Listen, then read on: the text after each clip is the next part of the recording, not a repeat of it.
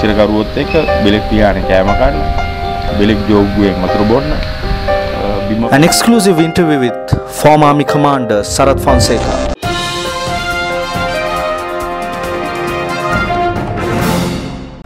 You are a free man now, but do you actually feel safe after being released?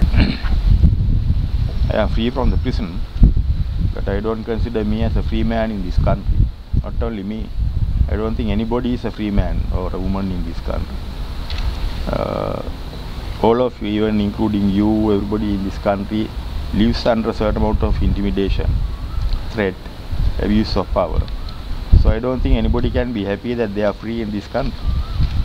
But if it is limited issues, what you are thinking about, say somebody trying to harm my life or something like that, that's a matter for which the government must take responsibility. A very good example in Janakapur for security. They said no threat to him, they gave 6 policemen, but he was killed by LTTE. So they must not repeat the same attitude and same mistake again and again. But whether they give security or no, I am not scared. I will continue with my political work for the sake of the country. As the former army chief, do you think the Sri Lankan army is being utilized in the proper way towards the country's development? When you talk about the army during my command, I ensured that the officers and men were looked after in the proper sense. Their morale had to be high, and their professional skills have to be improved, developed, and training has to be given on time. That is how you maintain a professional army. Now the people talk about those things, but if those things are happening on the right way, on the right line, even during the war, I had only a limited number of desertions. I had to put about 5,000 people for court-martials. But after the war is over, now there are 65,000 deserters. Now the deserter rate has increased without threat to their life. This is mainly due to the malpractices and maladministration in the army. So the army is not being looked after. There is no question about it. They have forgotten them. And they are desperate. They are in touch with us. When I was the command, I dealt only with a couple of generals. Since I am a politician now, there are a large number of people who convey their sentiments and their problems to us, irrespective of their rank. Huge number. So I know that they are not happy, the army is not being run properly. And using the army for development does not mean using the army to clear the drains. There is a professional way of doing that. Not to humiliate them and get them to do the dirty work because they can't get the Colombo Municipality Council labourers to clean up the country. They put the soldiers to do that.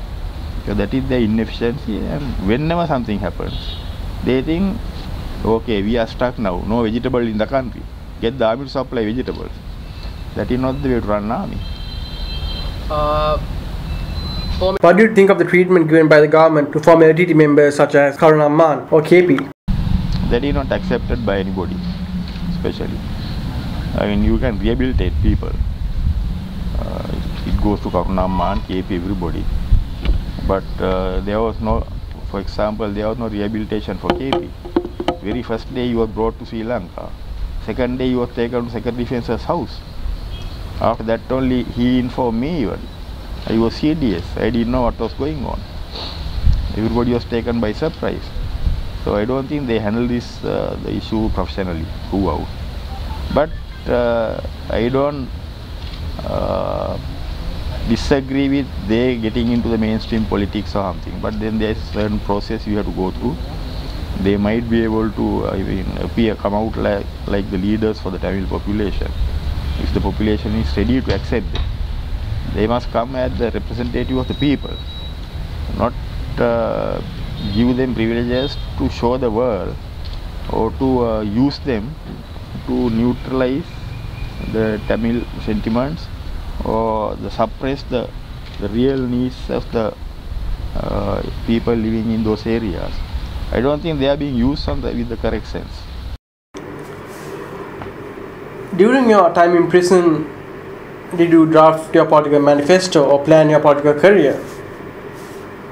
Yeah, you were doing that when I was in the prison. It's ready with me. It will come out one of these days.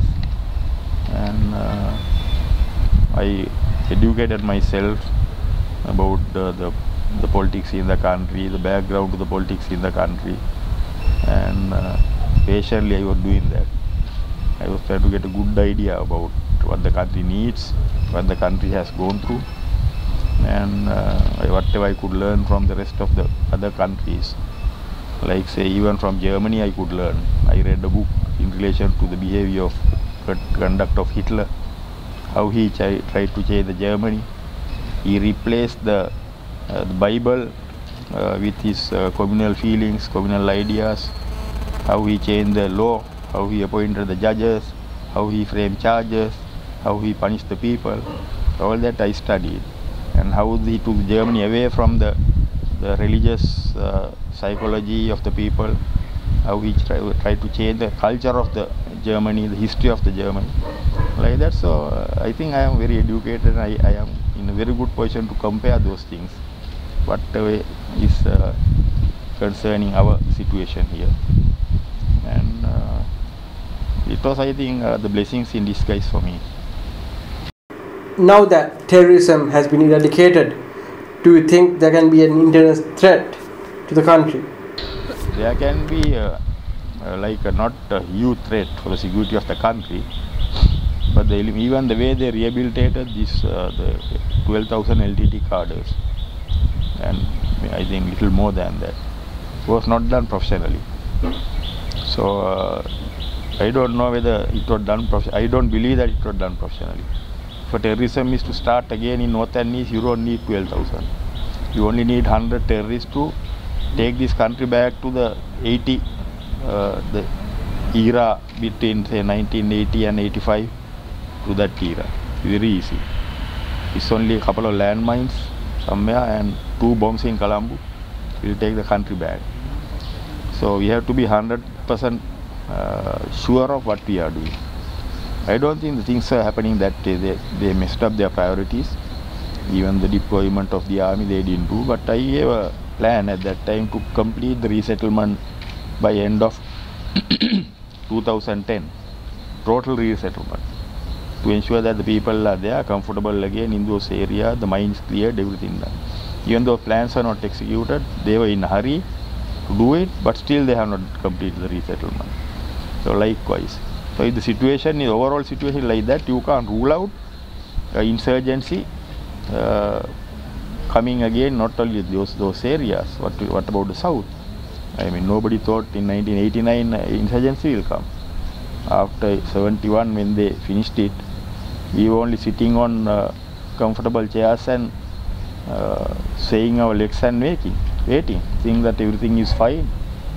But now they have the same psychology and same attitude. They think they are living in a place where the problem-free place or something, because the army crushed the terrorism. But what the politicians have to do after crushing a terrorism has not taken place. So problems can start, but it might take a little time, but it can start. You were at one point in the inner circle of the ruling administration. You must be knowing their psyche. So why do you think they released you? Was it international pressure, something astrological, or people's agitation? The releasing was internal pressure plus the sentiments of the people and the international pressure, definitely. During the process, of course, the astrological things most probably would have been looked into. But they also realized that they got involved in unnecessary entanglement, basically, by putting me into the jail. So after that, now they want to have the cake and eat the cake also. That was the situation. So they had done this at the moment, but I am sure they are still not sure of what they had done. Now they don't know what to do, basically, about this problem.